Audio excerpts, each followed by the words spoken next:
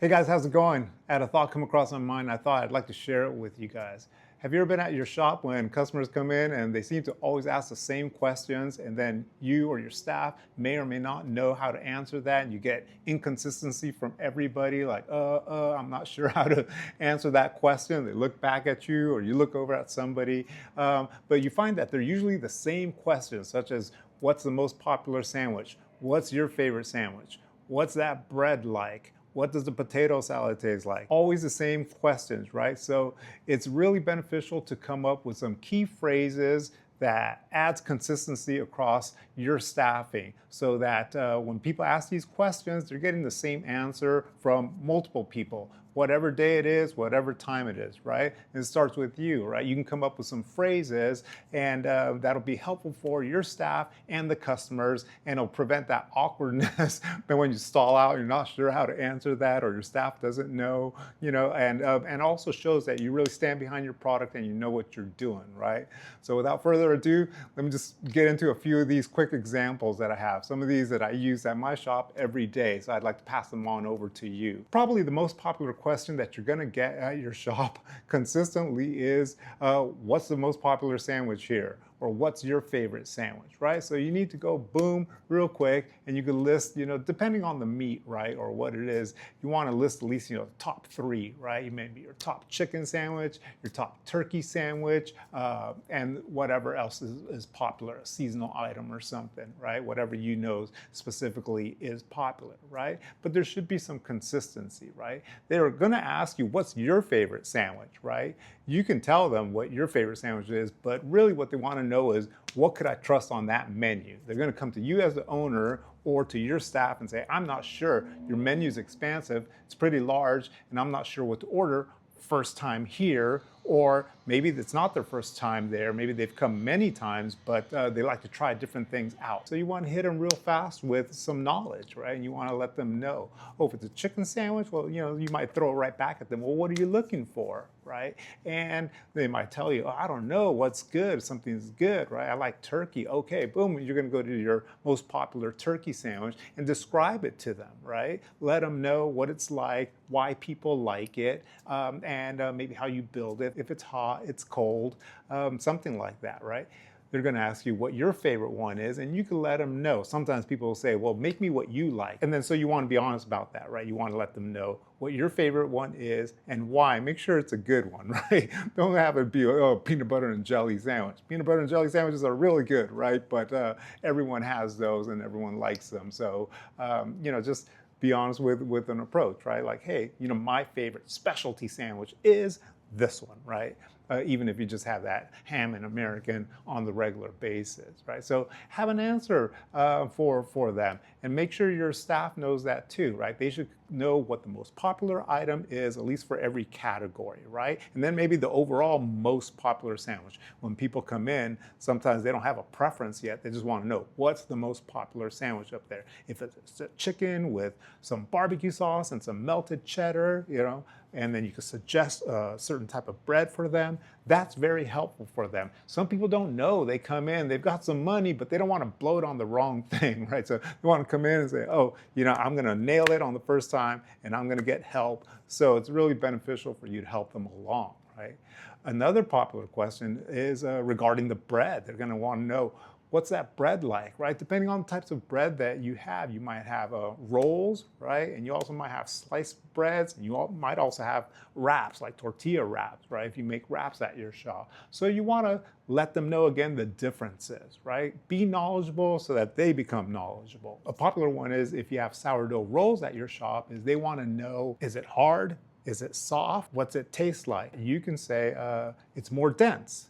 It's soft, but it's a little more dense than, let's say, your French roll. That's a good way to describe it. That always helped me. It's soft because people don't really want a hard roll. Some people will ask you, for the hardest roll in there, and then you can give them that one, right, if you have one, right? But depending on what type of bread you have, you just come up with a description for that bread, right? It's a little bit more dense, but it's soft. And here's the key: offer them a little slice. Go ahead and train your staff too. Break off a little piece, slice it, if they want a little spread on it, go ahead and give it to them. let them figure it out, right? Let the taste do the talking, right? If you have a Dutch roll, that's a popular one. Not every region in the country is going to have a Dutch roll, but if you carry a Dutch roll, which is really popular, it was always the #1 bread at my shop. It's really popular, so you're going to want to describe that in a way that they can imagine it, right? You can say, it's soft on the inside with a crunchy exterior. That's it, right? So crunchy exterior is a little rough, could be a little rough on the palate too. You want to let them know, but it's soft on the inside. Tell them it's really popular, and if it's the most popular bread at your shop, you can hit them with that too. They'll appreciate that. And once again, slice it up, give them a little piece, back off, let them determine if that's the one that they want. French roll too, right? Again, they want to know, is it a hard roll or a soft roll? What does it taste like? If it's popular, let them know it's soft. And just break off a little piece. Rye is a popular one too, because there's different types, right? There's like a light rye, a medium swirled rye. It's got a mix of both, right? That one's really popular.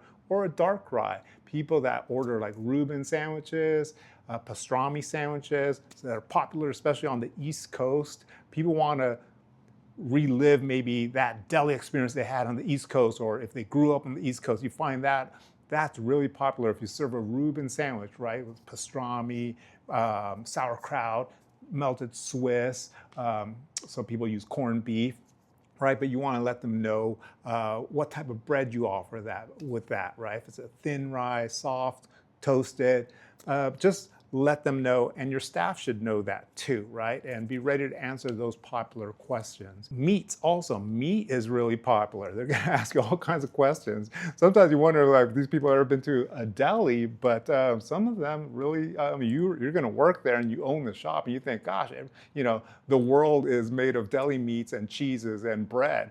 But it's not. For some people, it's a treat. They, come a couple times a year, maybe it's their first time. They've never had one in their neighborhood. Whatever the reasons are, people have questions, right? So when it comes to meat, you can start from the top. Let's say turkey's really popular. They're going to ask, what kind of turkey you have? Well, why? Because there are like about 20,000 different turkeys out there these days, right?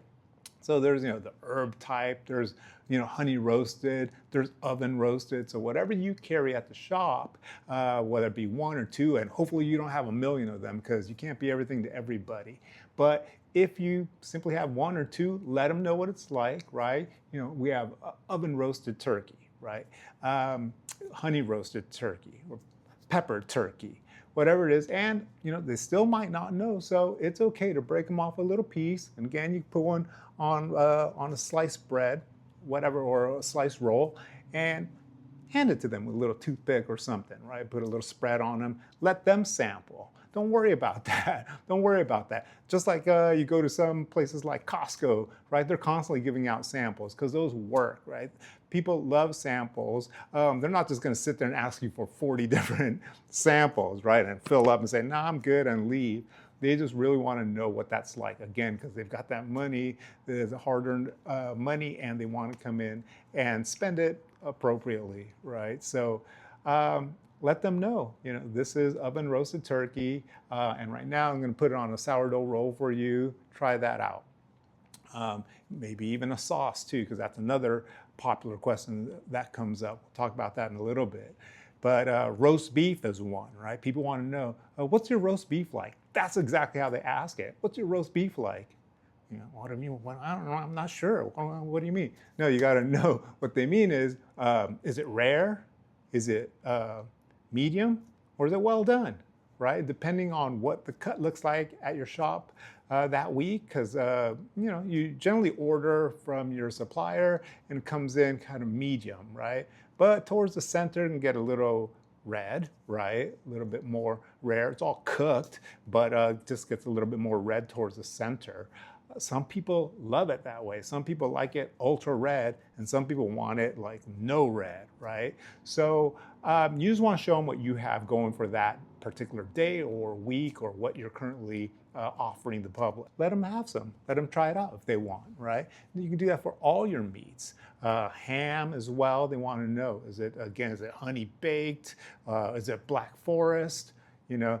And so you don't know what their palate's like or what they like. So Not everybody asks a question, right? So don't be afraid of like losing your shirt giving out samples, right?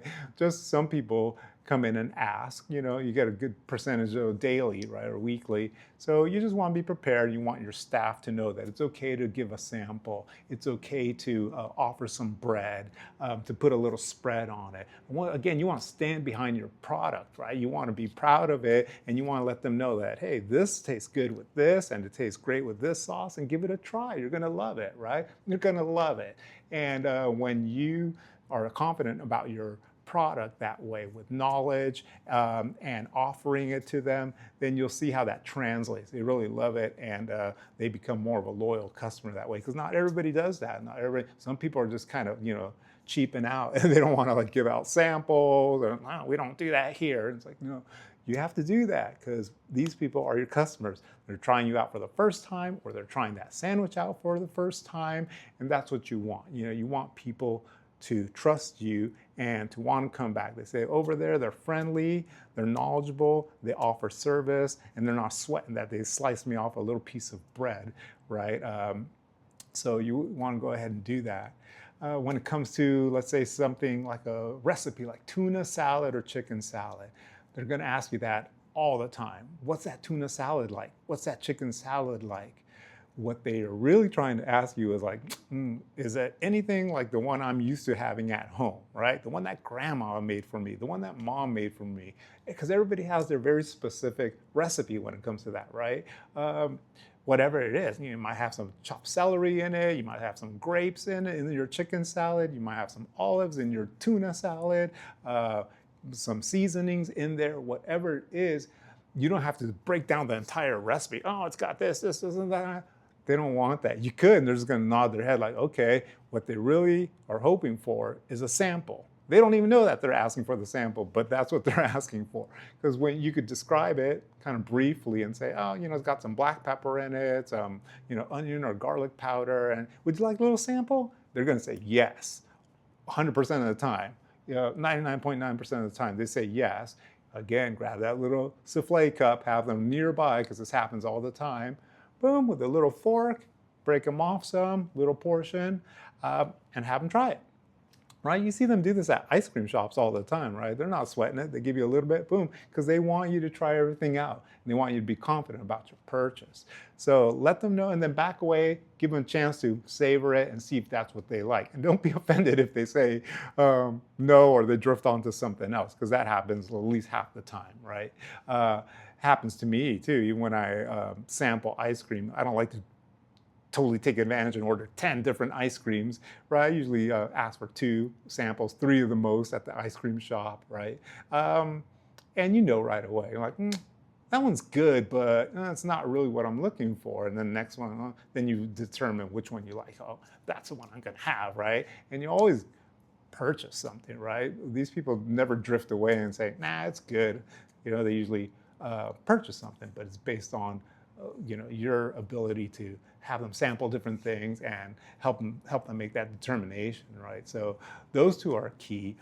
Sauces are also key, right? If you have different sauces, whatever it is, it could be like a spicy aioli, it could be like a garlic aioli, it could be a barbecue sauce, right? There's different types of barbecue sauces and hot sauces. Same thing, people are going to want to know, what's that sandwich like that says it has this sauce or that sauce on it?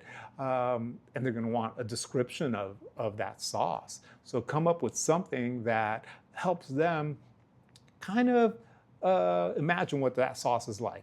And again, next step is you're going to give them a sample. But you could tell them, for a spicy aioli, you could say, it's got, it's made with mayonnaise base with some jalapenos and maybe this type of hot sauce in it. Again, it doesn't have to be the entire family secret recipe. You're just kind of guiding them to imagine what it's like. Say, would you like a sample? They're going to say, oh yeah, sure. And then you hit them with that bread again, that magic bread. You hit them with it, and they're going to take a bite, and they're going to say, I like it. I like it. 9 out of 10 times they love it.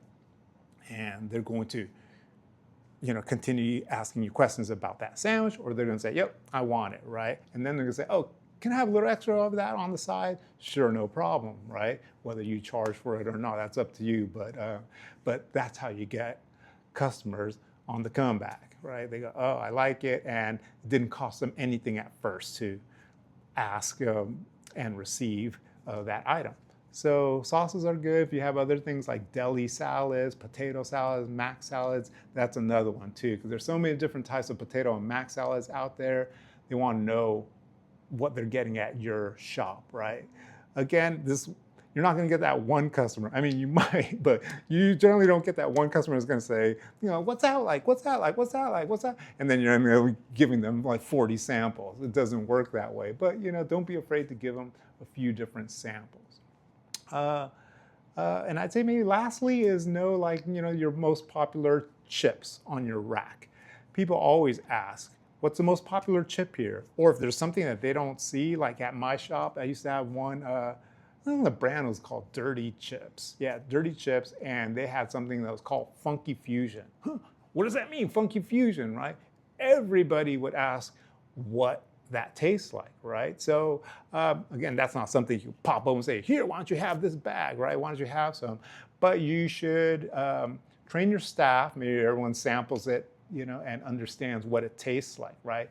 It's like that one in particular, it was kind of a blend of seasoning. So it tastes like salt and vinegar and barbecue chips and like a honey Dijon type, all mixed up together. It was really good, actually. And that's why it was the most popular chip on the rack, because once people tasted it, then you found them just always coming back for that one. So that was one of those that you always wanted to be in stock on, right? So know your top 3 flavors there, right? Top 3 flavors of chips and how to describe them.